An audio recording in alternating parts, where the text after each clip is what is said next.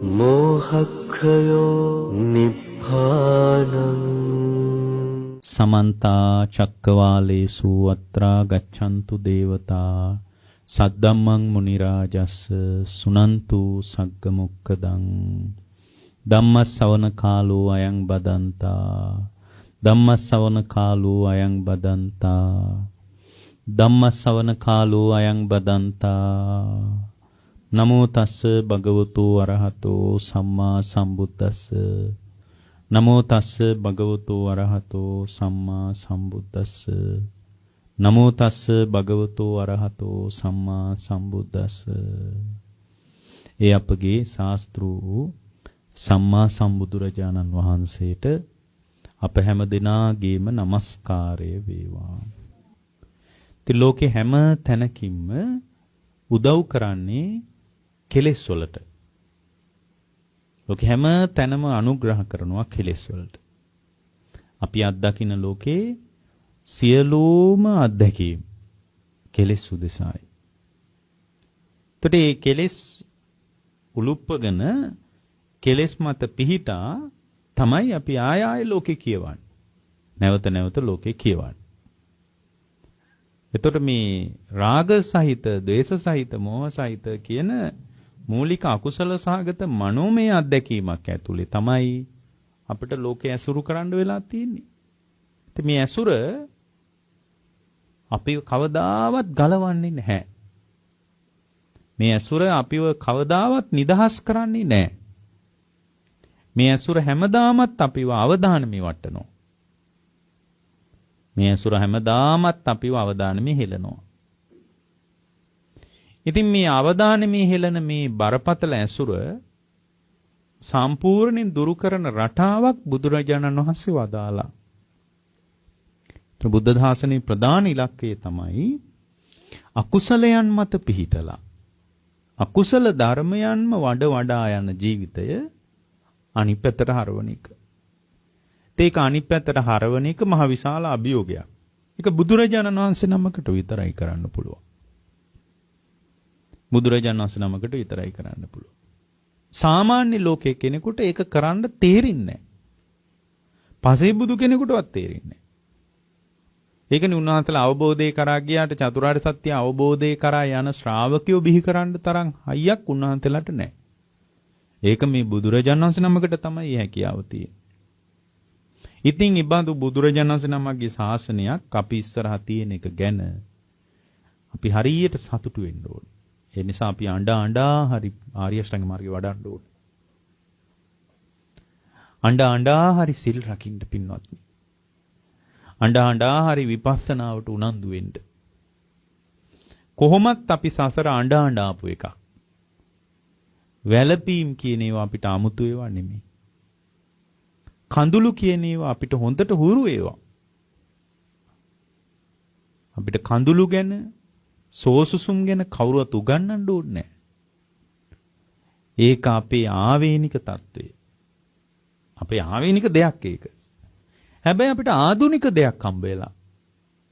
සම්පූර්ණ කඳුළු පියදා ගන්න රටාව. හැඬීම් වැළපීම් සෝසුසුම් හෙලීම් නැතුව ජීවිතේ ගෙවන විධික්‍රමය. ඒක ඉතින් බුදුරජාණන් වහන්සේ නම පහළ වෙලා කරපු මහා විස්මිත වැඩක්. ඉතින් මේ අවස්ථාවේ අපි කරන්න ඕන අපිට ගොඩාක් ප්‍රශ්න මේ කාලේ. ඒවා පොඩි පහේ ප්‍රශ්න නෙමෙයි. කොහොම බරපතල ප්‍රශ්න. ඔය ප්‍රශ්නාවලිය ඉස්සරහට විසඳෙන්නේ නැහැ. මේ ප්‍රශ්නාවලිය ඉස්සරහට විසඳෙන්නේ නැහැ. මේ ප්‍රශ්නාවලියට අගක් මුලක් වෙන කිසි තේරුමක් නැහැ. හොඳට මතක තියාගන්න මේවට විසඳුම් හොයන එක තේරුමක් නැහැ. ඒවා ඒ අවස්ථාවට පැලස්තර ගහගත්තට කමන්නේ නැහැ. දැන් උදාහරණයක් විදිහට මේ ගම් වතුර ගාලන එකට විසඳන්න බෑ.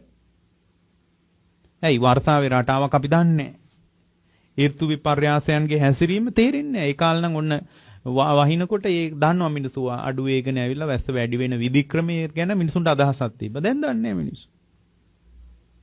දැන් ඊයේ පෙරේද ආපු විනාශය මේ සතියෙත් එන්න පුළුවන්. අපි දන්නේ නැහැ ඒක. කිසිම බලාපොරොත්තුවක් තියාගන්නේ කිසි තේරුමක් නැහැ. එහෙනම් මේක පාලනය කරන්න බෑ. මේක කන්ට්‍රෝල් කරන්න යන එක තේරුමක් නැහැ. එතකොට දැන් අපි මොකද කරන්න ඕන? බුදුරජාණන් වහන්සේ අපට වදාලා ඊට වඩා බැරෑරුම් කතාවක්. බුදුරජාණන් වහන්සේගේ බුද්ධ ශාසනය ඉස්සරහා මේවා අරුම පුදුම ඒවා නෙමෙයි. භාග්‍යවතුන් වහන්සේක තැනක වදාලා මහණෙනි අනාගතයේට මේ ගෝලීය උෂ්ණත්වය ඉහළ යනවා කිව්වා. ගෝලීය උෂ්ණත්වය ඉහළ ගිහින් මහණෙනි දෙවෙනි ඉරක් පායනවා කිව්වා. දෙවෙනි ඒ කියන්නේ ඒ කාලේ සමාජයට තේරෙන්න කියපු විදිය නෙමෙයි. දෙවෙනි ඉරක් පායනවා කියන එකේ අදහස අපි විස්තර කරගනිද්දී එක් ගෝලීය උෂ්ණත්වය ඉතින් ඉහළ යනවා කියන එකනේ. දැන් සමහරවිට හොඳට එළිය රැයක් තියෙනකොට අපි කියනෝනේ නිකන් ඉර පායලා වගේ එළියයි කියලා. ඉර ප්‍රෑට පායලා නෙමෙයි ඒ වෙලාවේ ඉර නෙමෙයි තියෙන්නේ. ඒ ආලෝකය ගැන කියන්න මිනිසු පාවිච්චි කරන ආඛ්‍යානයක. බුදුරජාණන් වහන්සේ වදාළ මහණෙනි දෙවෙනි ඉරක් පායනවා කිව්වා. එතකොට මහණෙනි මේ සත්ව ප්‍රජාව නැහැ කිව්වා. එතකොට මිනිස්සු කියලා જાතියක් නැහැ. සත්තු කියලා જાතියක් නැහැ. ගස් කොළන් ඔක්කොම මිය දෙනවා. මේ අපි වැටවල් ගහගෙන ඉන්න මේ පර්චස් කාලකට විතර නඩු කියාගන්න වැටවල් එදාට නැහැ. මේ කොස් ගෙඩියට පොල් ගෙඩියට මරා ගන්න හදන නඩු කියන පොලිසිය වලට ගිහින් එක එකනාට චෝදනා කරගන්න ලෝකයක් එදාට නැහැ. රහතන් වහන්සේලා කියලා જાතියකුත් නැහැ. මඟපලලාභින් කියලා જાතියකුත් නැහැ. එදාට මේක කවුරුත් නැහැ. අපි අද වැටවල් ගහගෙන ඉන්න භූමියට වෙන දේ. එතකොට මේක ආයේ විකාශ කාලයක් යනවා කියනවා. එහෙම තිබිලා සෑහෙන කාලයක් යනවා කියනවා මිනිස්සු නැහැ. දැනුත් හම්බෙන්නේ ග්‍රහලෝක. දැන් ලෝකේ තියෙනවා මිනිස් වාසයක් තිබුණා වගේ කියලා සලකන ග්‍රහලෝක. දැන් මොකද වෙලා තියෙන්නේ? කවුරුත් නැහැ. ගස් කොළනුත් නැහැ. සතා සිව්පාවොත් නැහැ. මොකක්වත් නැහැ. නිකම්ම තියෙනවා. එහෙම තිබිලා කාලයක් යනවා. කාලයක් ගියාම තුන්වෙනි ඉරක් පායනවා කියනවා. එතකොට මේ තුන්වෙනි ඉරක් පායනකොට ඉර විකාශය, ඒ කියන්නේ ඉරේ විකාශනයේ ගෝලීය උෂ්ණත්වය ඉහළ යෑම කියන එක ඇතුලේ මේ මුළු මේ ජල ස්කන්ධයම වේගින් අඩු වෙන්න පටන් ගන්නවා කියන. හිඳෙන්න පටන් ගන්නවා කියන. හතරවෙනි ඉර විතර පායනකොට විල් ඔක්කොම හිඳිලා මුහුද හිඳෙන්න පටන් ගන්නවා කියන. මුහුද හිඳෙන්න පටන් ගන්නවා කියන. ඉතින් මුහුදත් එහෙම හිඳීගෙන යනවා කියන. හයවෙනි ඉර විතර පායනකොට ඒක හිඳිලා ඉවරයි කියනවා. හයවෙනි ඉර පායනකොට හිඳිලා ඉවරයි මේක දුම් දාන්න පටන් ගන්නවා කියන. සාමාන්‍යයෙන් ඔයගොල්ලෝ දැකලා ඇතිනේ ගිනි පෙලෙල්ලක් ලිපේ උන්ටට ගිනියම් වෙලා අරගත්තට පස්සේ ඒක අර ගින්දර දැල් වෙන්නේ නැති වුණාට පස්සේ දුම් දාන්නේ. අන්න ඒ වගේ මේ පෘථුවිය දුම් දාන්න පටන් ගන්නවා කියනවා. ඊට පස්සේ හත්වෙනි ඉර පායනකොට මේ මේක තිබ්බද නැද්ද කියලාවත් හොයාගන්න බැරි වෙන්න පුපුරලා යනවා කියනවා. මේක මහා අමුතු කතාවක්ද බුදුරජාණන් වහන්සේ වදාළ? නෑ මේක අමුතු කතාවක් නෙමෙයි. හැබැයි බුදුරජාණන් වහන්සේ අමුතු කතාවක් කිව්වා මෙතනදී. මොකද්ද? මහණෙනි. මේ ඉරේ විකාශනයත් එක්ක මේ ලෝකයේ අතුරුදහන් වෙලා යන විදිය, පෘථුවිය දිය වෙලා යන විදිය, පෘථුවිය සම්පූර්ණ පුපුරලා යන විදිය මහණෙනි මට කියන්න පුළුවන්. හැබැයි මහණෙනි මේ ජරා මරණ දුකින් පීඩා විඳ සංස්කාරයන්ම රැස් කර අවිද්‍යාවෙන් මතපොත ගගා ආත්ම දෘෂ්ටිය මත පිහිටා මම කියන ගතිය ඇතුළේම වැඩ කරන, මගේ කියන ගතිය ඇතුළේම සවිඥානික අවිඥානික ලෝකයට නොයෙක් වටිනාකම් දෙන තමන් ඔසවා තබන්නම වැඩ කරන මේ සත්වයාගේ ගමන් මඟ කියන්න බෑ කිව්වා හරියට. ඒක ඉවර වෙන්නේ කොතනද? එයා හැරෙන්නේ කොයි පැත්තටද කියලා මේ ගමනාන්තයක් ගැන මට තේරෙන්නේ නැහැ කියන්නේ කිව්වා. මට ඒක නම් කියන්න බෑ කිව්වා. මහණෙනි මේ ලෝකේ විනාශය වෙන විදිය මම පැහැදිලි කරන්නම් කිව්වා. භාග්‍යතුන් වහන්සේම වදාලා. හැබැයි මහණෙනි මේ ජරා මරණ දුකින් බැටකකා ජරා මරණ වලටම ආවඩන. ජාති ජරා මරණ තෝක පරිදේව දුක්ඛ දෝමනස් උපායාසයන්ගෙන් ගිනිගෙන ආයෙත් ජාතියම ප්‍රාර්ථනා කරන. ආයෙත් ජරා මරණම පතන. ලෙඩ වෙන වයසට යන දිරණ කැඩෙන බිඳෙන ලෝකයක් ගැනම බලාපොරොත්තු තියාගෙන ඉන්න. මේ සත්‍යයගේ අවසානය ගැන මට කියන්න බෑ කිව්වා. එහෙනම් මතක තියාගන්න අපේ ගමන් මඟ මහා බිහිසුණු එකක්. ඒකේ කෙලවරක් බුදුරජාණන් වහන්සේ පනවලා නැහැ නේ පින්වත්නි. ලෝකයේ අවසානය ගැන බුදුරජාණන් වහන්සේ පනවලා තියෙනවා. එහෙනම් මේ වැඩේ අපිටමයි කරගන්න තියෙන්නේ. අපි කාටවත් දොස් කියලා, බැනලා, චෝදනා කරලා හරියන්නේ නැහැ. ඒ නිසා ඔය පින්නතුන්ලා දක්ෂ වෙන්න. උත්සාහ කරන්න මේ ජීවිතය තුල අවබෝධය කරා යන්න. දැන් මේකේ මේ පින්නතුන්ගේ මාතෘකාවේ තියෙන සසර බියකරු බව පැහැදිලි කරන්න කියලා. මේ සංසාරේ භයානක එකක්. මේ සසර බබෙන් වැහෙනකොටම කොහේ යයිද මොනවා වේද තේරෙන්නේ නැහැ. මේ ඔක්කොම කැටයන් ටික බබෙන් වැහෙනකන් විතරයි. අඳින පළඳින නැලවෙන සැරසිලි සූදානම් වීම සම්බන්ධතා අම්මලා දරුවෝ අතර ගිහියෝ පැවිද්දෝ අතර පාලකයෝ රටවැසියෝ එක්ක ඊට පස්සේ ඒකේ බෙදා ගැනීම. ඔයා බොම් පහල කෙනෙක් මං ඉහළ කෙනෙක් මම ඉගෙන ගත්ත මිනිහෙක් ඔයා මහපාරේ ඉන්න කෙනෙක් අපි පොසත් අය ඔයාලා දුප්පත් අය කියලා මේ ලෝකේ බෙදලා අඳුනා ගැනීම තියෙන. ඒ ඔක්කොම කතා භවයෙන් වැහෙනකන් විතරයි. භවයෙන් වැහුණාට පස්සේ එයාගේ කතාව කොයි විදියට පැද්දිලා යයිද කොයි පැත්තට ගහගෙන යයිද හිතා ගන්න බෑ. ධර්මයක් නැති ජීවිතය හරියට හබල නැති ඔරුව වගේ. අපේ ජීවිත හරියට හබලක් නැති ඔරුවක් වගේ. ඉතින් ඔරුවට හබල නැති වෙච්ච වෙලාවක කුණාටුවක් ආවොත් කොහමද? හබලක් නැති ඔරුවකට රළ නගින්න පටන් ගත්තොත් මොකද වෙන්නේ? ඔරුව යන පැත්ත ඔරුවටවත් හිතා ගන්න බෑ. ඒ නිසා පින්වත්නි අපේ ජීවිත අන්න ඒ වගේ. හැබැයි අපිට ඔරුවක් තියෙනවා එච්චරයි. අපි කියන අපිට දරුවෝ ඉන්නවා, බිරිඳ ඉන්නවා, ස්වාමියා ඉන්නවා, අම්මා තාත්තා ඉන්නවා, යාළුවා මං උදෙසායි මං එයා උදෙසායි කියනවා. කතාවටත් කියන්නේ ඔයාට කවුරු නැති වුණත් බය වෙන්න එපා මම ඉන්නවා. බුදුරජාණන් වහන්සේ වදාළේ එහෙම එකක් නෙමෙයි. භාග්‍යතුන් වහන්සේ වදාළේ කොහොමද? අපි කියනවා කතාවට නිකන් ළඟින් ඉන්නකොට අපි කියනවා බය වෙන්න එපා. අපි දෙන්න ඉන්නවනේ කවුරු නැතත් කමන්නේ කියලා මිනිස්සු කියනවා. ඒවා විහිළු කතා. ඒවා ඉච්චර ගණන් ගන්න ඕන කතා නෙමෙයි. ඒ වෙලාවේ ආස්වාදයට කියන පොඩි කතාන්දරය. භාග්‍යවතුන් වහන්සේ වදාළේ මේ පින්වත් මහණෙනි තමන්ට තමන්වත් දූපතක් කරගන්න බැරි වෙච්ච වෙලාවක තවත් කෙනෙක් උදෙසා කොහොම පිළිසරණ හදන්නද? එහෙමනි බුදුරජාණන් වහන්සේ වදාළේ. ඒ නිසා අපි කවුරුවත් කාවු දෙසාවත් නෙමෙයි. කාටවත් කවුරුවත් වෙනුවෙන් වැඩ කරන්න බෑ. ඇයි? අපි ඔක්කොම අනාතයි. අපි ඔක්කොම තනාතයි නෙමෙයි. මොකද අපි යන්නේ කොහෙටද කියලා අපිටවත් තේරෙන්නේ නැහැ.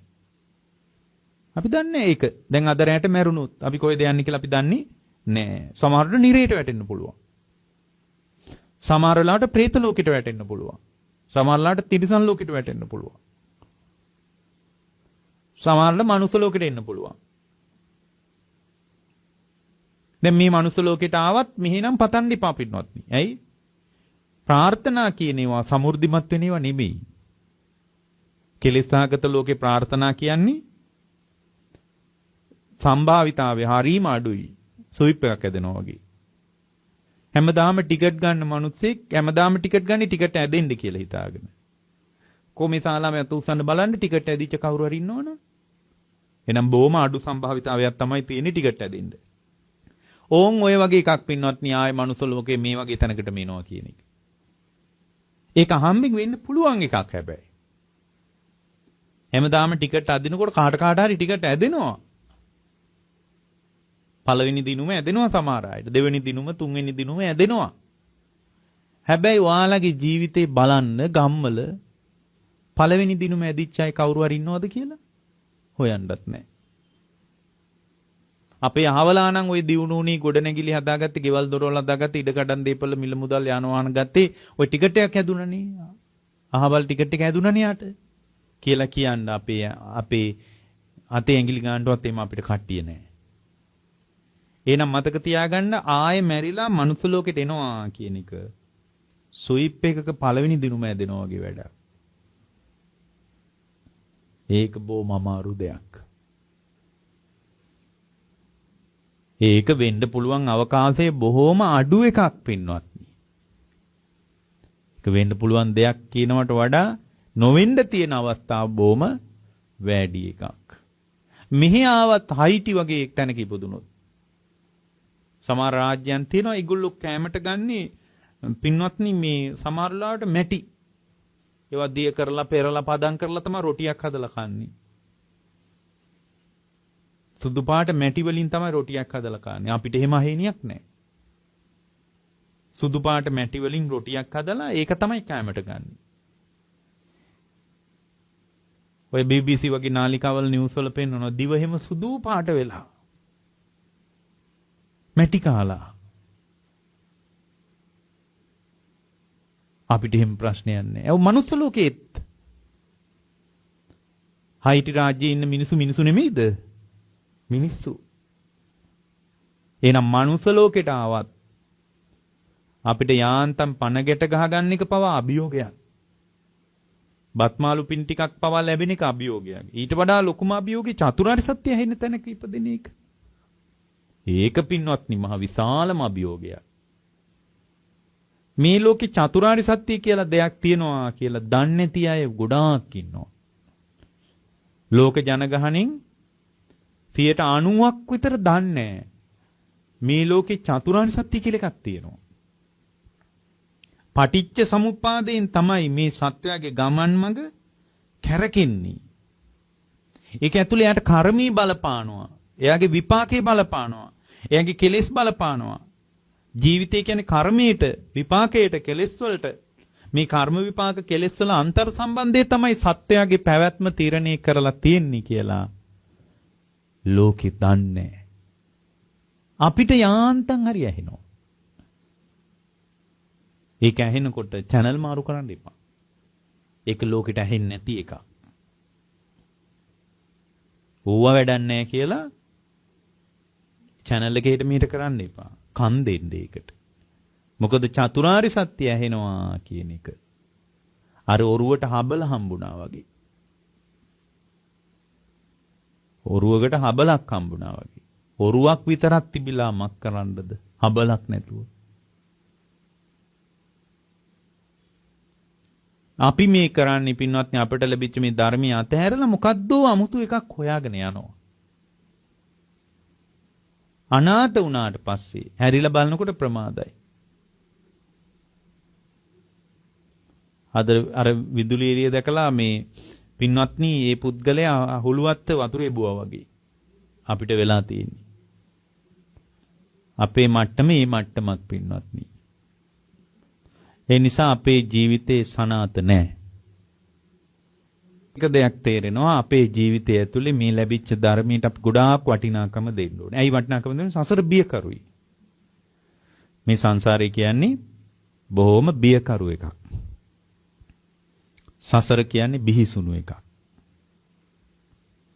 ඒ නිසා මේ බියකරු සසර තුල අපි ඉන්නේ විශාල අවදානමක. ඊට පස්සේ මේ පින්නතුන් කියලා තියෙනවා මේකේ මේ අවස්ථාව බොහොම දුර්ලභයි කියලා. ඔව් ඇත්ත. මේ අවස්ථාව ආයි ලැබෙන්නේ නැහැ. ඒ කියන්නේ අපි කිය සුවිප් එකක් හදනවා වගේ කියලා. ඒකෙත් පළවෙනි දිනුම හැදෙනවා වගේ එකක් කියලා. ඒක වෙන්නේත් නැහැ. එතකොට මේක හේතුඵල දහමානුව බලන එක ගැන අහලා තියෙනවා. පින්වත්නි මේ ජීවිතය අපි අපිට ඕන විදියට පාලනය කරන්න හැදුවට අපි ඕන විදියට වෙනස් කරගන්න උත්සාහ කළාට අපි ඕන විදියට මේ කතාව තුළ විශාල වෙනස්කම් කරන්න උත්සාහ කළාට පින්වත්නි මේ ජීවිතය කියන්නේ හේතුඵල ටිකක්. මේ ජීවිතය කියන්නේ හේතුඵල ටිකක්.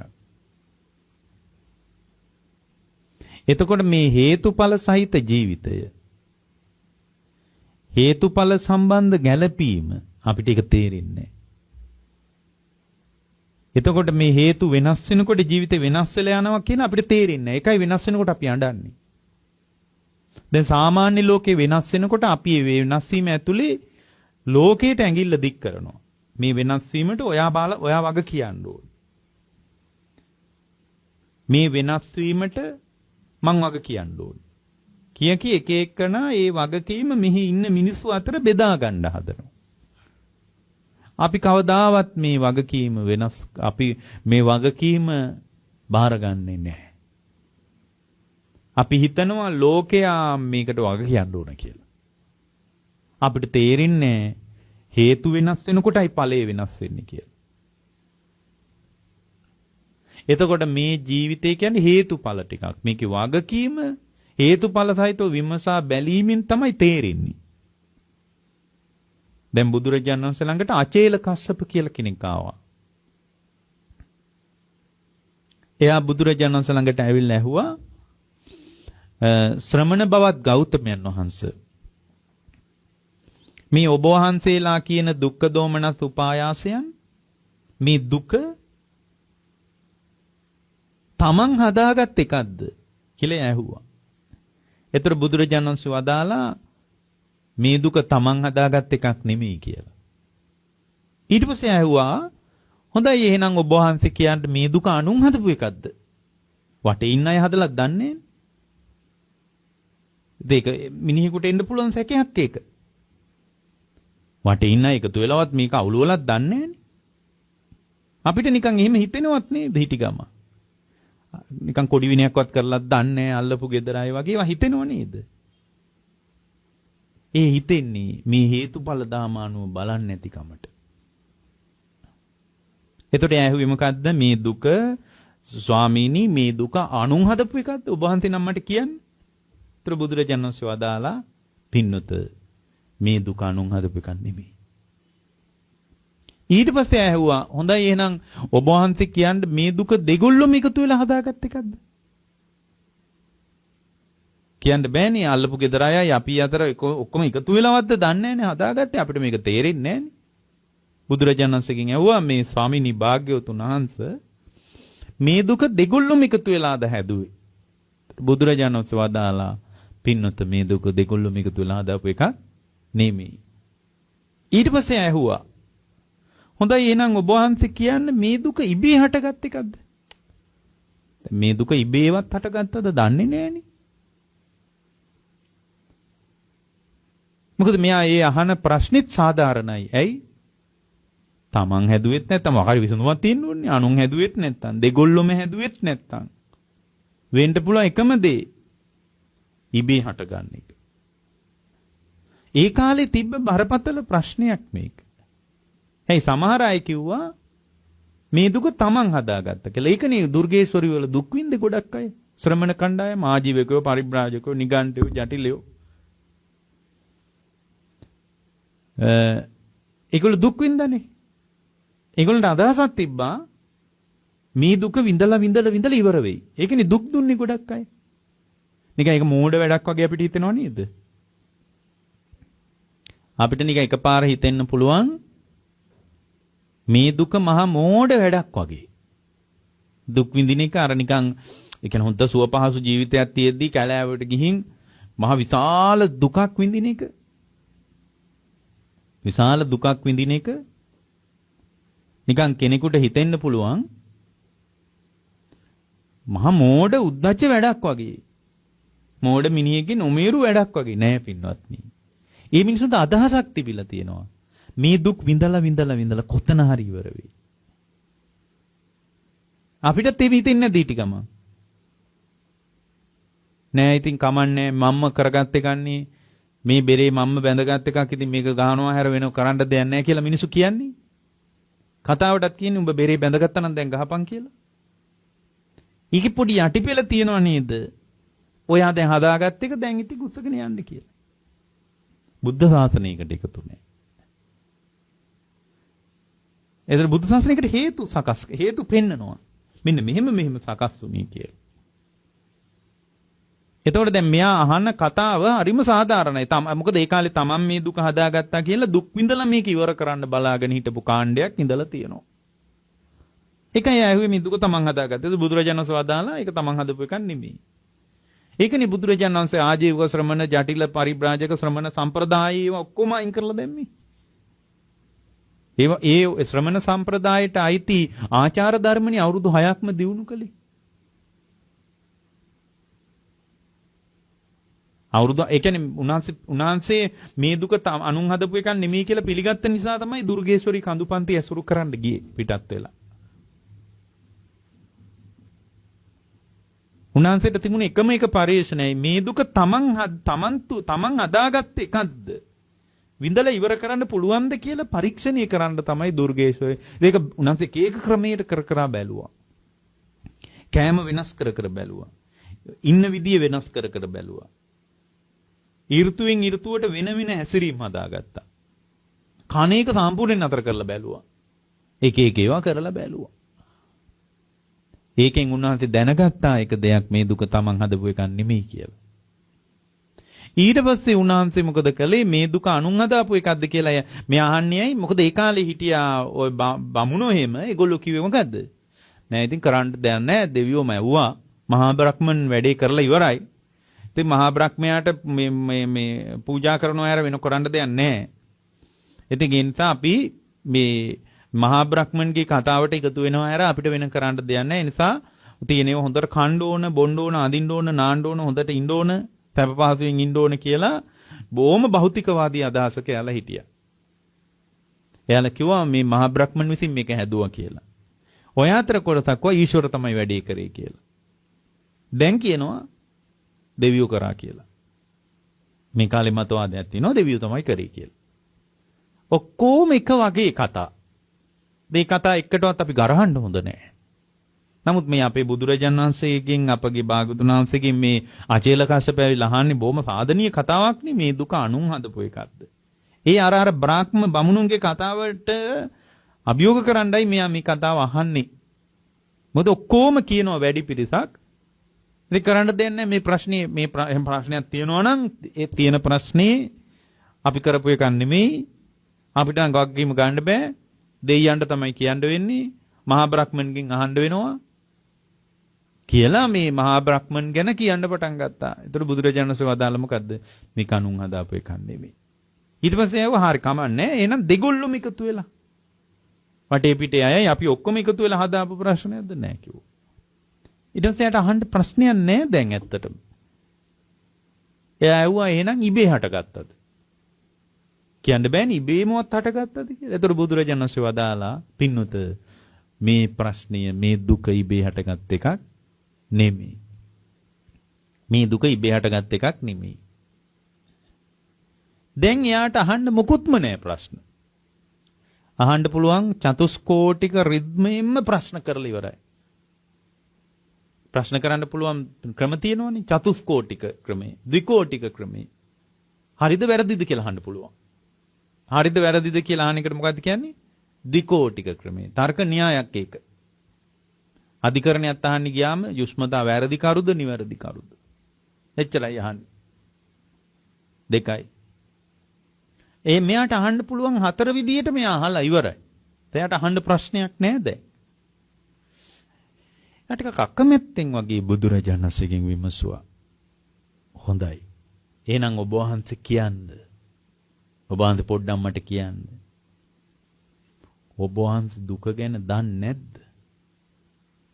අහන්න පුළුවන් අන්තිම ප්‍රශ්නේ අහලා ඉවර වුණාට පස්සේ අහන්න වෙන්නේ එච්චරයිනේ. එහෙනම් ඔයා දන්නේ නැද්ද මේක ගැන කියලානේ අපි ඕන කෙනකින් අහන්නේ.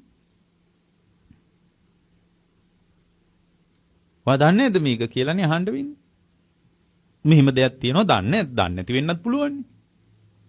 දැන් මෙයා මේ ਸਰුවඥතා ඥානයක් තියෙන බව ඒවා මොකුත් දන්නේ නැහැ. භාග්‍යතුන් වහන්සේ කියන්නේ එයා දන්නේ නැති කෙනෙක්. හැබැයි මේ ලෝකේ කතාවක් ගින් තිබ්බනේ බුදුරජාණන් වහන්සේ නමක් පහළ වෙලා දුක ඉවර කරගන්න සම්පූර්ණ ධර්මයක් කියනවා කියලා මෙයා අහලා තිබ්බනේ. ආපු ආරංචියටනේ මේ අහන්නේ.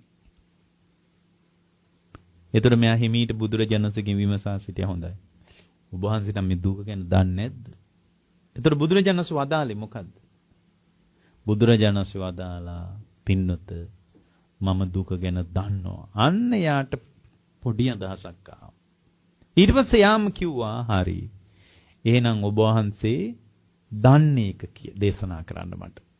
දන්න ටික කියන්න කිව්වා. ඒතකොට බුදුරජාණන් වහන්සේ වදාලා අචේල කස්සප මේ දුක තමන් හැදුවා කිව්වොත් එයා පෙලන්න පටන් ගන්නවා යාව. එයා හැම වෙලාවෙම එයාට ගරහන්න ගන්නවා. ඒ කියන්නේ මිනිස්සු ගරහන්නේ මං වගේ පව්කාරයෙක්, මං වගේ පව්කාරියක් කියලා තමන්ව පෙළනවා. තමන්ව පටිච්ච සමුප්පාදේ නැතුව තමන් දිහා බලනකොට හැම වෙලාවකම හිතෙනවා තමන්ව පෙළන්න. මැරෙන්න හිතෙනවා හිටිගම.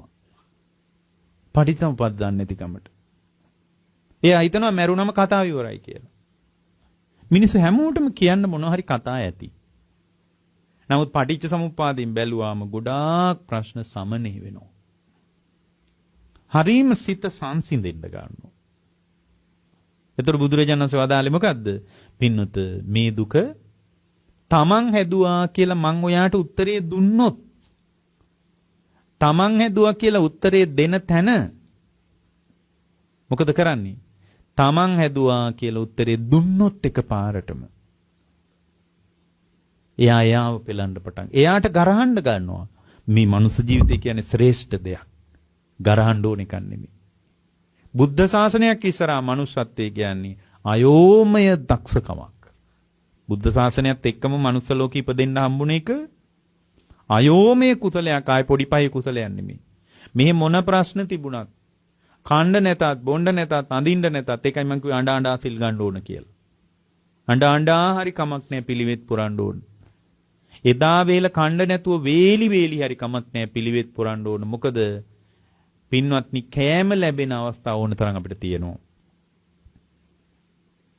පින්වත්නි පිළිවෙතක් පෙන්වන්නයි කෙනෙක් නැති වුණේ. අපගේ බුදුරජාණන් වහන්සේකට අපට පාර පෙන්නලයි තියෙන්නේ. එතකොට දැන් බුදුරජාණන් වහන්සේ වදාලා අචේල කස්සප මේ දුක ඔයා හදාගත්ත කිව්වොත් ඔයාව පෙලන්න පටන් ගන්නවා. අධිකව දුක් දෙන්න පටන් ගන්නවා. ඊට පස්සේ මේ දුක අනුන් හැදුවද කියලා අහනකොට ඔයාට මං කෙලින් උත්තරයක් දුන්නොත් ඔයා මොකද කරන්නේ? මේ දුක අනුන් හදාපු එකක්ද කියලා අහනකොට මං ඔයාට එකපාර උත්තරයක් දුන්නොත් ඔයා වගකීම ගන්නෑ. ඉතින් මට කරන්න දෙයක් නැහැ. ඇයි? අනුන් හැදුවා නම් මං කොහොමද බාරගන්නේ? මහා බ්‍රහ්මයා නම් හදලා තිනවා. මහා බ්‍රහ්මයාගෙන් ගිහින් අහන්න මේක මට කරන්න දෙයක් නැහැ. මහා බ්‍රහ්මයා කරාපු ප්‍රශ්නයක් මේක කියලා එයා හිමීට ඇඟායින් කරගන්නේ නැද්ද? ඇඟායින් කරගන්න එයාට තේරෙන්නේ නැහැ මේක. ඉතින් මහා බ්‍රහ්මණි කරේ අපි කරන්න දෙයක් නැහැ කියලා එයා හිමීට පැත්තකට වෙනවා. වගකීම දරන්නේ. එතකොට එයා මොකද කරන්නේ? එයා කාලා බීලා භෞතිකවාදී ජීවිතයකට යනවා. එයාට පින ගැන වැඩක් නැහැ, පව ගැන වැඩක් නැහැ, මෙලෝ ගැන වැඩක් නැහැ, පරලෝ ගැන වැඩක් නැහැ, අම්මා ගැන වැඩක් නැහැ, තාත්තා ගැන වැඩක් නැහැ. එයා කරපු දෙයක් නෙමෙයිනේ. ඒකේ අන්තිමටම දානවා මොකද? මහා බ්‍රහ්මයාගේ කැමැත්ත කියලා අන්තිමටම දා ගන්නවා.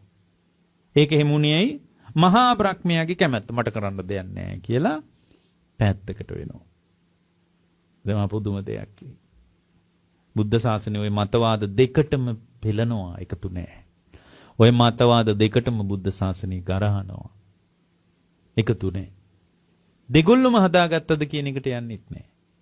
එතකොට නිකන් භාගයක් මගේ කවුන්ට් එකට භාගයක් මහා බ්‍රහ්මන්ට. එතනට යන්නෙත් නැහැ බුද්ධ ශාසනය. ඉබේ හටගත්තද ඒකටත් එකතු නැහැ. හරි හොඳයි ඔබ වහන්සේ නම් ඔබ වහන්සේ මේ දුක්ඛ ගැන කියන්න කියනකොට ඔන්න බුදුරජාණන් වහන්සේ වදාලා පින්නත මේ දුක උපන් නිසා ජාතිපච්චය ජරා මරණ මේ ඔක්කොම දුක්ඛ ස්කන්ධයේ මද විඳවන යම්තාක් දුකක් ඇද්ද ඒ ඔක්කොම මොකක් නිසාද පින්වත්නි? උපන් නිසා. බලන්න බුදුරජාණන් වහන්සේ වදාළ විදිය. මේ ඉපදිච්චකම කුමක් නිසාද? මේ සත්‍ය ඉපදිලා ඇතර මේ දේශන උගා සරලව කියන්නේ මේ ආපු අයට තේරෙන්න. මොකද මේ මාතෘකාවත් සරලව පැහැදිලි කරන්න උමනා එකක්. එතකොට දැන් ඉපදිච්ච නිසා නම් දුක. උපදින්නේ මෙහි විතරද? නෑ. උපදිනෝපපාතිකව දෙවිවරු අතර නිරයේ එක එක තැන්වල උපදින්න නියමිතයි අපි. අපි එහෙ ඉඳලා ආපු අය. නිරේ කියන්නේ අපිට 아무තු තැනක් නෙමෙයි. නිරේ කියන්නේ ඉපදෙන මැරෙන සත්වයාගේ මහගෙදර කියලායි බුදුරජාණන් වහන්සේ වදාළේ. ඉපදෙමින් මැරෙමින් යන සත්වයාගේ මහගෙදර විදියට බුදුරජාණන් වහන්සේ වදාළේ නිරය. ඒක එක සූත්‍රයක තියෙනවා උපරිපන්නාසකේ භාග්‍යවතුන් වහන්සේ වදාලා මහණෙනි මේ මම සත්වයාගේ උපත සහ මරණය දකින්නේ ගෙවල් දෙකක් අතර මැද ඉඳලා මිනිස්සු ගෙවල් දෙක අතර මාරු වෙනවා වගේ කියනවා. මහණෙනි මේ ඉපදෙන මැරෙන සත්වයා නිරය මහගෙදර කරගෙන යන්නේ කියනවා. මහගෙදර ස්වභාවය මොකද්ද? එයා වැඩ ටික ඉවර වෙලා ආය යන තැන. ඔයාලගේ මහගෙදර තමයි ඔයගොල්ලෝ යන තැන. දැන් ඔයගොල්ලෝ වැඩට දැන් බණ අහලා ඔයාලා කොහෙටද යන්නේ කෙලින්ම? ගෙදරට. එළියට එනවා එක එක වැඩවලට සුපර් මාකට් යනවා අරම මේව කරනවා ළමයි ඉස්කෝලේ දාන්න යනවා ඔෆිස් යනවා ඉස්කෝලේට යනවා අරිම යනවා ඉස්කෝලේ නවතිනවද? ඔෆිස් එකේ ඉන්නවද? නෑ. ආයි ගෙදරට. ආයි ගෙදරට. අන්න ඒ වගේ නිරය චතුරාර්ය සත්‍ය අවබෝධ නොකරපු කෙනාගේ ගමන නිරය තමයි ප්‍රධාන තැන. එතකොට මේ බුදුරජාණන් වහන්සේ වදාලා මේ ඉපදීම ජාතිය නිරේ වෙන්නත් පුළුවන්. දිව්‍යවරු අතර ඒ කියන්නේ උපපාතික උපදිනවා. പ്രേත ලෝකවල උපදිනවා. පිළිගන්නේ නැති වෙන්න පුළුවන් එක වෙන වැඩන්නේ. සමහර අය නිරේ පිළිගන්නේ නැහැ. ඉතින් පිළිගන්නේ නැහැ කියලා අපි මොනවද කරන්නද? එයා පිළිගන්නේ නැත්නම් අපිට කරන්න දෙයක් නැහැ. කරන්න දෙයක් නැහැ. ඊට පස්සේ පින්වත්නි ආය උපදිනවා පින්වත්නි බිත්තරවල. බිත්තර ඇතුලේ උපදිනවා. සමහර සත් වෙන බිත්තර. තමාර අයින්ව ගර්භාෂයක උපදිනවා. දැන් අපි ගර්භාෂයක හැදිච්ච අය. ඒතර අපිට ආය ගර්භාෂයක්මද හම්බෙන්නේ? නෑ. සමහරට අපි මැරිලා කුරුල්ලෙක්ගේ බිත්තරයක් වෙන්න පුළුවන්. අපේ කතාව. ඒ කියන්නේ අපි මැරිලා මේ කුරුළු කූඩුවක දැන් අපි මහා ලොකුවට ගෙවල් දොරවල් හදාන අපිට සමහරට දරන්නත් බැරි විදියට ලෝකෙට ණය වෙලා ගෙවල් දොරවල් හදාගෙන මැරෙනකන් ණය ගෙවගෙව ඉද්දී ওই ණය ගෙවෙනකොට මැරෙනවා. එයා මැරෙනකම්ම ණය ගෙවපු කරලා තියෙන ගයක් හදලා. ඊට පස්සේ යාට ගයක් හම්බෙන්නේ නැහැ. මැරිලා උපදිද්දී. මැරිලා උපදිද්දී උස ගහක අත්තක කුරුළු කූඩුවක බිත්තරයක් එයාගේ දාට කතාව. ඒක අපිට වෙන්න බැරිද? පුළුවන්. අණ්ඩජ වශයෙන් සත්‍ය උපදිනවා. ඒ කියන්නේ බිත්තරයක් ඇතුලේ. එතකොට දැන් අපි ගෙවල් දොරවල් හදලා පින්වත්නි බලන්නකෝ අපි මේ කරන දේවල්. මිනිසුන්ට ගෙවල් ඕන. නමුත් එයාට දරන්න බැරි විදිහේ ගෙයක් හදා ගන්නවා. උහුලන්න බෑ ඒක. එයාට ලෝකෙට පෙන්වන්නත් ඕනේ එයාගේ ගෙදර.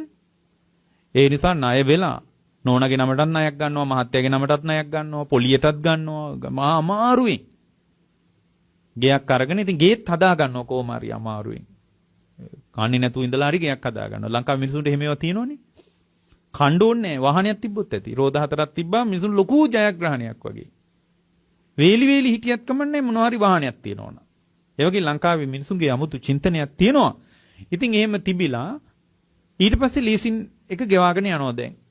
ඉතින් මැරෙනකන් ඕක වාරිකේ එනකොට ඉතින් දහඩිය දානවා. ඉතින් ඊට පස්සේ ඕක ගෙව ඉන්නකොට මැරෙනවා. මැරිලා යා උස අත්තක පොඩි කූඩුවක. එයාගේ ප්‍රතිසන්දිය පුංචි බිත්තරයක. එදාට යාට වාහන නැහැ. හදපු ගෙවල් ඒවා ඉවරයි. අර භවයෙන් වැහෙනකොටම කතාව ඉවරයි. පරිච්ඡේද ඉවර අලුත් කතාවක්. කතාව අලුත් වෙලා. එදාට බිත්තරය. ඊට පස්සේ අද දරුවෝ නලවනවා වගේ. ඊට පස්සේ ඔන්න කුරුල්ලෙක් විදිහට යාගේ කතාව විවෘත වෙනවා. ඊට පස්සේ ආයි බිත්තර රකින්න යා. මේ ළමයි නැලෙව්වා වගේ එදාට එයා බිත්තර රකින්න. අද ළමයි එනකම් මග බලාගෙන හිටියා වගේ අද ළමයා වෙනකම් බත් මුට්ටියෝ වගේ හතර වටේට ගිහින් පණුව ගෙනල්ලා අර Tamanගේ බිත්තර වලින් බිහි වෙච්ච පැටවුන්ගේ කටේ තියනවා. මිහි දරුවෝ එයාලගේ වෙන කතා. එයාලා අපිත් එක්ක ඉන්නේ නැහැ. එහෙනම් මේ අවුරුදු 60කට විතර හම්බෙච්ච දරුවටවත් උණවට වඩා වටිනාකමක් දෙන්න එපා. එදා ඔයාලගේ කතාව කුරුල්ලෙක් විදියට ලියවෙනකොට එදා ඔයාලට ලැබෙන බිත්තර වලින් එන පැටියා අද ඉන්න ඔයාලගේ ගෙදර ඉන්න පුතා නෙමෙයි. එතකොට අපේ පුතාට කතාව කොහමද? එයාගේ ඇතුලේ වැඩින සංස්කාරයන් භව සංස්කාර විසින් එයා වෙන පාරක යනවා. අපි එක එක පාරවල් වල යන අය. මොකද්ද හේතුවකට පොඩි හේතුවකට අපි එකම තැනකදී මුණ ගැහිලා එච්චරයි. ඒ මුණ ගැහිම් කියන්නේ හමුවීම් කියන්නේ වෙන්වීමේ ආරම්භයනේ. සංයෝගයට වටිනාකම දෙන්න එපා. මොකද වියෝගයෙන් කතාව ඉවර වෙනවා. සංයෝගයයි වියෝගයයි දෙකම අපේක්ෂාවෙන් ඉන්න ඕනේ. ඒක ඒ අපේක්ෂාව දල්වා ගන්න උදව් කරන්නේ බුදුරජාණන් වහන්සේ. ඊට පස්සේ මොකද වෙන්නේ? ඔන්න බලන්න. ඊට පස්සේ යාට ඒ අද ඔයාලා අර දරුවව දකින්නකොට දරුවව බලන්න නැති වෙනකොට දරුවා ටිකක් එන්න රෑ වෙනකොට ඔයාලට දාඩිය දානව නේද ගෙදරින්දී? ඒ වගේම අර එදාට බිත්තර රකින්නකොට ඒ බිත්තරේ පැත්තට සර්පෙක් ආවොත් එදාටත් ඔයාලා තැති ගන්නවා. එදාටත් අද වගේම තිරිසන් ලෝකෙත් අරගල කරනවා ඔයාලා. අරගල කරනවා. එහෙනම් මුළු සංසාරේම අරගලයක් විතරයි. මිහි නඩු කියන්න පුළුවන්. අපේ ළමයට අසාධාරණයක් වුණා. යාට මෙහෙම වරදක් වෙලා තියෙනවා කියලා උසාවිය යන්න පුළුවන්. පොලිසියට යන්න පුළුවන්. එදාට සර්පෙක් ඇවිල්ලා බිත්තරේට අභියෝග කරද්දී ඔයාලට තනියෙන් දරන්නයි වෙන්නේ. මොකද කුරුල්ල වෙනුවෙන් උසාවියක් නැහැ කොහෙවත්. කුරුළු බිත්තර වෙනුවෙන් පෙනී ඉන්න නීතිඥ මහතුරු නැහැ. එහෙනම් මේ ඉපදෙනකොට විවිධ විදියට අපේ පිහිටනවා අපේ උපත. ඒ විවිධත්වයේ දැකලා වටිනාකම දෙන එක අඩු කරන්න පින්වත්නි. එතකොට දැන් අපිට ඉපදෙන්න උනේ ඇයි බලන්න බුදුරජාණන් වහන්සේ මේක ලියන විදිය. භවපච්චයා ජාති. එයා තුල විපාකයේ පිණිස චේතනාත්මකව භව සංස්කාර රැස් වෙලා යා තුල. භව සංස්කාර රැස් වෙලා.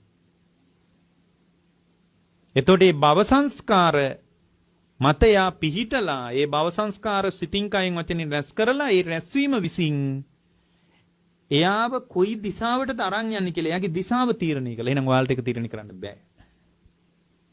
ඔයාලා යන්නේ බිත්තරයක් ඇතුළටද කියලා ඔයාලට තීරණය කරන්න බෑ. ඒක තීරණය කරන්නේ මොකද්ද?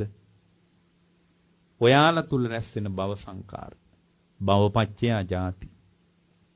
ජාතිපච්චය ජරා මරණ. ඒකට සාපේක්ෂව ජරා මරණ දුක. එතකොට භවය කොහොමද හැදෙන්නේ? උපාදාන පච්චය භව. එයාගේ බැඳීම අනුව අපිට ලෝකේ අතහැරින්න නැත්තේ අපේ බැම්ම ප්‍රබලයි. අපි බැඳිච්ච තැන්වලනේ අපිට කර්ම රැස් වෙන්නේ. අතහැරිච්ච තැන්වල අපිට කර්ම රැස් වෙන්නේ නැහැ. බැඳිච්ච තැන්වලයි කර්ම රැස් වෙන්නේ. එයාගේ බැඳීමයි ඒකට බලපාලා තියෙන්නේ. ඒකට අපි කියන්නේ උපාදානය. එහෙනම් උපාදාන පත්‍ය භව බැඳීම් නිසා විපාක පිණිස භව කර්ම රැස් වෙලා භව පත්‍ය ජාති. ඒකට අනුව අපිට උපදින්න වෙලා. මේක මේ යම්කිසි රිද්මයානුකූල වෙන දෙයක්. මේක දෙවියෝ කරන එකක් නෙමෙයි. අම්මා තාත්තා කරපු එකකුත් නෙමෙයි. අපි විසින්ම කරගත්තා කියලා දැඩි වැඩපිළිවෙලකට යන්න ඕනේ. මෙන්න මේ විදිහට හේතු සහිතව වෙච්ච දෙයක්. හේතු සහිතව වෙච්ච දෙයක්. ඒතර මෙන්න මේකෙදි එතකොට අපි තුල විපාක පිණිස කර්ම රැස්වීමට බලපෑමේ අපේ සිත බැඳිච්ච එක නම් පින්වත්නි හොඳට බලන්නකෝ බැඳීම කියන්නේ කොච්චර බරපතල තත්ත්වයක්ද කියලා. බැඳීම නම් ඒක භයානක තත්ත්වයක්. ඒතකොට බුදුරජාණන් වදාලා පින්වත් අචේල කස්සප මේ සිත බැඳින්නේ මොකක් නිසාද කියලා වදන්නවද? එතකොට එයා දන්නේ ඒකට. අචේල කස්සප මේ සිත බැඳින්නේ තණ්හා පත්‍ය උපාදාන. තණ්හාවට. තණ්හාව නැත්තම් අපි බැඳින්නේ නැහැ. තණ්හාව නැති ලෝකයක් අපි තුරුල් කරගන්නේ නැහැ. තණ්හාවමයි මේකට හේතුව. තණ්හාවමයි හේතුව. එතකොට දැන් මේ තණ්හාව කැඩෙන්නේ නැත්තේ මොකක් නිසාද? ලෝකේ ඇතෑරලා දාන මට්ටමට අපි විමසලා නැහැ. ලෝකේ ඇතෑරලා දාන මට්ටමට අපි විපස්සනා කරලා නැහැ. ඒ නිසා බුදුරජාණන් වහන්සේ අපට ලෝකය අපි තුල හටගන්න ස්කන්ධ අපේ නාම රූප પરම්පරාව අනිමිත්ත වශයෙන් නিত্য නිමිත්ත කඩලා දාන ආකාරයට විමසන්න කිව්වා. අපනිහත කියලා කියන්නේ සුභ වශයෙන් ගන්න ප්‍රනිදිය ප්‍රාර්ථනාව කැඩෙන විදියට ජීවිතේ විමසන්න කිව්වා. අනිමිත්ත අපනිහත ශුන්්‍යත කියලා කියන්නේ ආත්ම වශයෙන් ගන්න මොකක්වත් නෑ. ආත්ම සාරින් හිස් මොකුත් නෑ නෙමෙයි. මේ දහත් වටිය තියෙන්නේ. මේ අපි ඉන්නේ. මේ කැමරා අරවමේවා තියෙන්නේ මොකුත් නෑ කිව්වොත් බොරුනේ. මොකුත් නෑ නෙමෙයි. ආත්ම සාරින් හිස් ශුන්්‍යතයි කියන්නේ ඒකට. ශුන්‍යයි කියලා කියන්නේ මොකුත් නෑ කියන එක නෙමෙයි. මගේ ආත්මය කියලා මගේ වසඟේ පවත්වන්න පුළුවන් කියන අර්ථයෙන් ගන්න මොකක්වත් නෑ. ඒකයි ශුන්‍යත කියන්නේ. ඒ නිසා බුදුරජාණන් වහන්සේ මේ තණ්හාව නිසා උපාදානයේ වෙලා උපාදානයේ නිසා භව සංකාර රැස් වෙලා ඒ භව සංකාර නිසා භවපච්චය ජාති උපදින්න වෙලා විවිධ තැන්වල ඒ තැන උපදින විදියට ජරා මරණ දුක සකස් වෙන නිසා බුදුරජාණන් වහන්සේගේ බුද්ධ ශාසනයේ විස්මිත දෙයක් අපට වදාලා. අනිමිත්ත අපනිහත ශුන්්‍යත. අපි මේ ක්‍රියාවලියට තණ්හා කරන තැනකට අපි මේ ලෝකයට තණ්හා කරන තැනකට පෙළඹෙන්නේ අපිට අනිමිත්තානුසාරීව විමසන්න බැරි වෙච්ච නිසා. ඒ කියන්නේ අපි ලෝකයට තණ්හා කරන්නේ නিত্য වශයෙන් ගත්ත නිමිත්තක් ඇතුලේ. නিত্য වශයෙන් ගත්ත නිමිත්තක් තියෙනවා. නිමිති අනුනිමිති අනුවනේ අපි හිත හැසිරෙන්නේ. ඒ නিত্য නිමිත්ත කැඩෙන ආකාරයට විමසා බලන එකට අපි කියනවා අනිමිත්ත කියලා. අනිමිත්ත. අපනිහත කියන්නේ මේ සුභ වශයෙන් ගන්න මොකක්වත් නැහැ. ප්‍රාර්ථනා කරන්න මොකක්වත් නැහැ. මෙන්න මේ වගේ රිද්මයකට වෙන දෙයක් තියෙනවා. පටිච්ච සමුප්පන්නව සිද්ධ වන ක්‍රියාවලියක් තියෙනවා. එච්චරයි. අපනියත ශුන්්‍යත. ශුන්්‍යත කියන්නේ ආත්ම වශයෙන්, මම වශයෙන්, මගේ වශයෙන්, මගේ වසඟේ පවත්වන්න වශයෙන් ගන්න ලෝකේ මොකක්වත් නැහැ කියලා බුදුරජාණන් වහන්සේ අපිට බලන්න කිව්වා. එහෙනම් මේ තණ්හාවටයි, උපාදානයටයි, භවයටයි, ජාතියටයි, දුකටයි. මේකට එකම විසඳුම අපි අපේ ජීවිතය, අපි අපේ ලෝකය, අපි අපේ අත්දැකීම් පරාසය, අපේ සිතුවිලි අනිමිත්ත අපනිහත ශුන්්‍යත වශයෙන් බලනවා. එතකොට නিত্য නිමිත්තද, පනිදියද, ආත්මීය වශයෙන් මම ආයනෙන් එළඹිච්ච එළඹීමද කඩාගෙන වැටෙනවා. එහෙම කඩාගෙන වැටෙනකොට ඒ කඩාගෙන වැටෙනකොට සම්පූර්ණයෙන් දුක නිරුද්ධ වෙනවා. අනාගතයේ ආයේ දුක සකස් නොවන ආකාරයටම එයාගේ සිත සංසිඳෙන්න පටන් ගන්නවා. ඒ බඳු සංසිඳීමක් පිණිස මේ උතුම් බුද්ධ දේශනාව ඔය පින්නතුන්ලා සියලු දෙනාටම උපකාර වේවා කියලා ප්‍රාර්ථනා කරනවා.